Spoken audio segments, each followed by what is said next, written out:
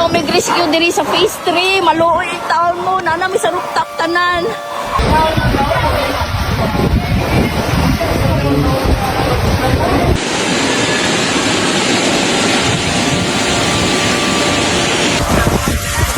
Kasi nga yung makatabang Delta Phase 3 tag-isay. The Philippines is facing a terrifying battle against nature tonight, as Typhoon Tino carves through the archipelago with devastating force. Winds topping 85 mph sheets of rain, falling faster than the ground can swallow them, and life-threatening floods sweeping through coastal towns, all while millions brace for what comes next. This isn't just another storm on the radar. This is the 19th tropical cyclone of 2025, to strike the nation, a number that should sound the alarms for every coastal community across our planet. Roads have collapsed into rushing rivers. Homes are underwater. Families are climbing to rooftops, waving flashlights into the darkness, praying rescue boats reach them in time. Tonight, we take you inside the chaos, from the moment Typhoon Tino slammed into eastern Luzon, to the desperate fight for survival, still unfolding at this hour. Stay with us. The truth behind this storm is a warning the world cannot afford to ignore.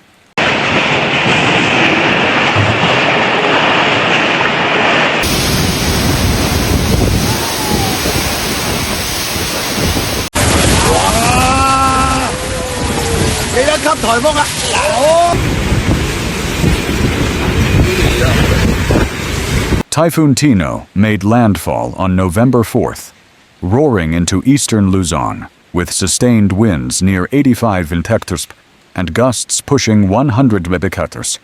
Palm trees bent like grass. Tin rooftops peeled away and vanished into the sky. Entire neighborhoods plunged into darkness as power grids snapped one after another. But the true weapon of Tino wasn't just the wind, it was the relentless wall of water. In coastal provinces like Catanduanes and Albay, waves measuring 6 to 10 feet hammered the shoreline, pouring into fishing villages. Survivors describe the moment the ocean crossed the road. 1 second the street was there. The next it was gone, said a resident in Virac. Throughout Bicol and eastern Visayas, rainfall rates exceeded 3 inches per hour, overwhelming rivers and swallowing farmland under muddy torrents. Rescue teams battled winds strong enough to knock boats sideways, racing to reach families trapped on rooftops. In Quezon Province, a landslide crashed down a soaked mountainside, burying homes and cutting off highways, leaving first responders scrambling on foot in pitch-black rain. By midnight, Tino had turned bustling coastal towns into isolated islands. Phones died.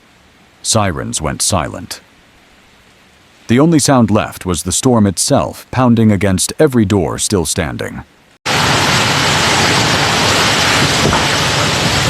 What sound?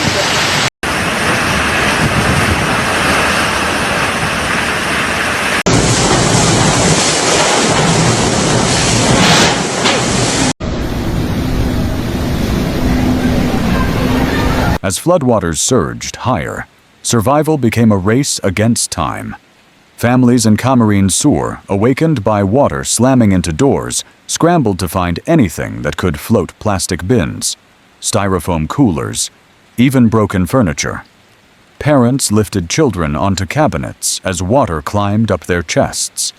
In Bicol's mountain towns, those who fled landslides huddled beneath rain-soaked tarps on the roadside, terrified the hillside behind them would collapse again. A mother holding her infant whispered, "We didn't grab anything, just ran." Across Quezon and Aurora, provinces' emergency crews launched rubber boats into debris-filled streets, all while fighting brutal winds and zero visibility. One rescuer described it like rowing through a collapsing river. Urban centers weren't spared either. In Metro Manila, highways turned to lakes. The drainage system choked on the sheer volume of water, trapping commuters in flood-submerged buses and cars. Dozens climbed onto rooftops of gas stations and convenience stores, signaling for help with cell phone flashlights, before the batteries died. With communication towers down, radios became lifelines. Operators relayed desperate calls. 4 children trapped in a school. Elderly man on rooftop, injured and alone. No more dry places send help. Every hour felt longer than the last, and Typhoon Tino was still far from over.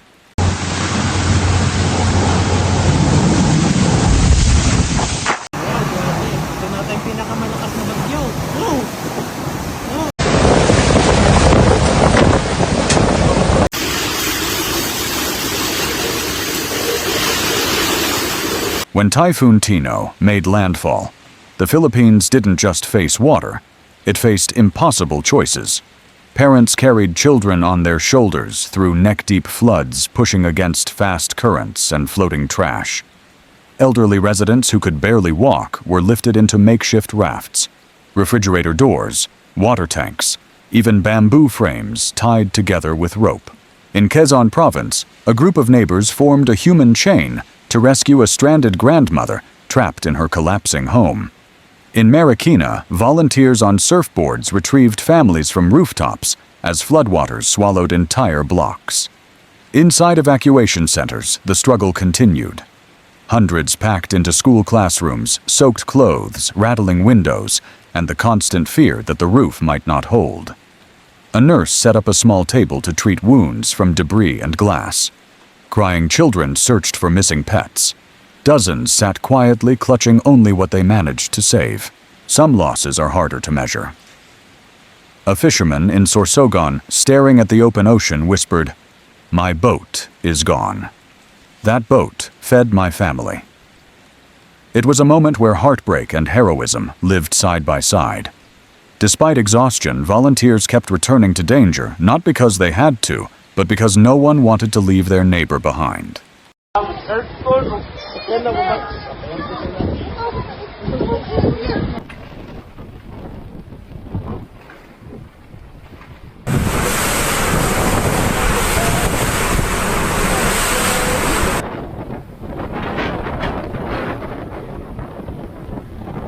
Typhoon Tino didn't form in silence. It was engineered by a warming planet.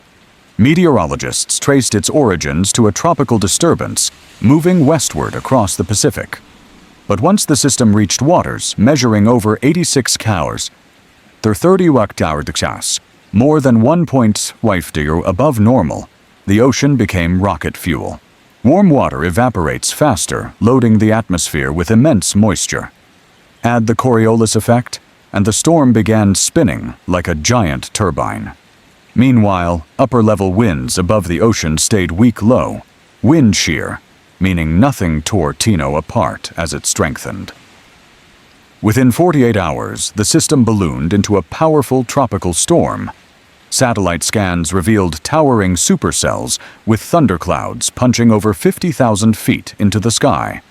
The storm's outer rain bands stretched nearly 250 miles, meaning danger would spread far beyond the eye. Scientists are increasingly concerned. Most typhoons form rapidly today, a frightening trend tied to climate change. The Pacific Ocean has absorbed the majority of Earth's excess heat, making explosive intensification far more common. One expert at the U.S. National Oceanic and Atmospheric Administration didn't mince words. Storms like Tino are being turbocharged. What used to be rare is becoming routine. In short, the storm that hit the Philippines wasn't just a natural disaster, it was a warning from the climate system itself.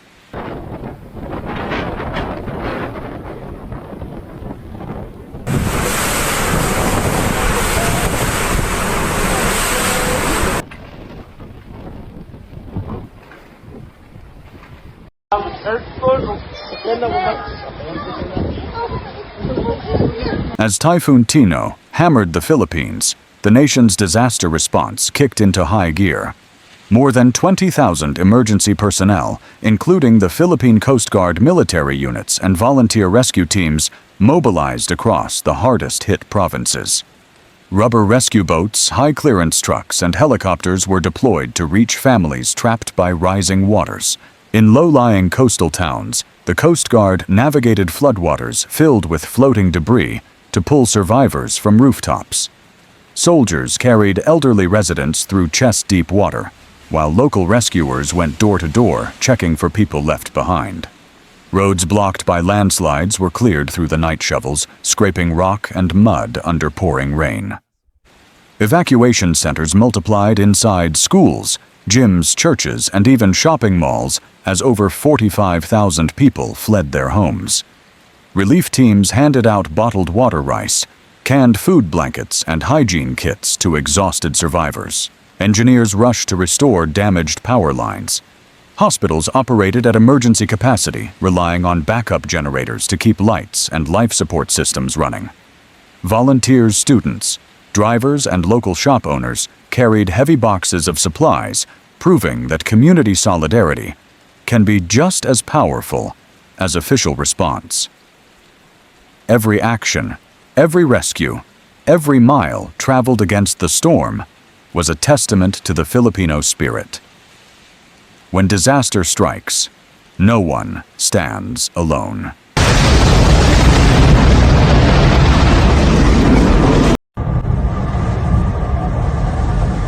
Who landed up?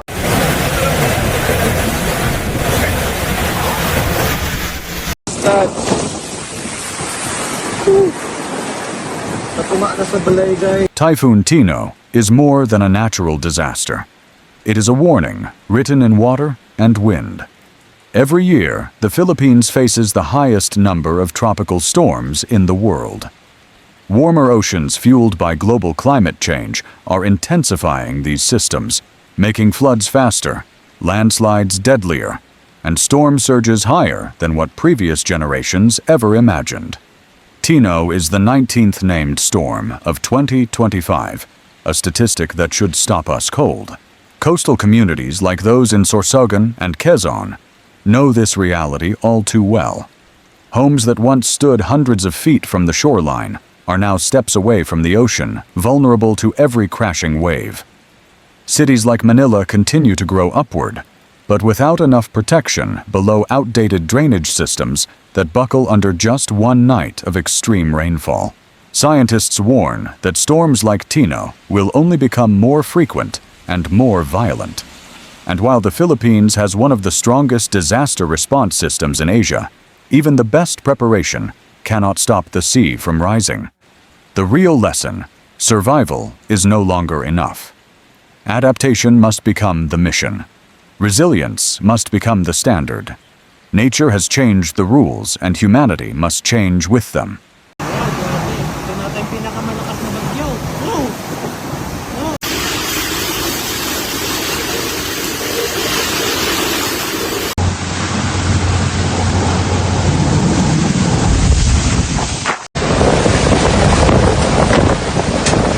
As the floodwaters slowly recede and the skies clear, a familiar truth emerges. It is not the storm that defines a nation, but the people who endure it. In the Philippines, where typhoons strike with relentless force, communities continue to rise from the water's edge. Neighbors rebuild walls before drying their own clothes. Families share the last flashlight in the dark. Children laugh again, even when surrounded by mud-covered streets. Typhoon Tino leaves behind a scar, but also a reminder of courage, unity, and the unbreakable will to survive. Yet this is only the beginning.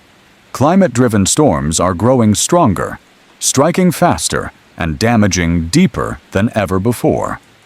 What happened tonight could hit anywhere: Miami, Houston, New Orleans, Los Angeles. No coastline is immune to the future forming on our horizon. So, if this report moved, you don't look away. Stay informed. Stay prepared.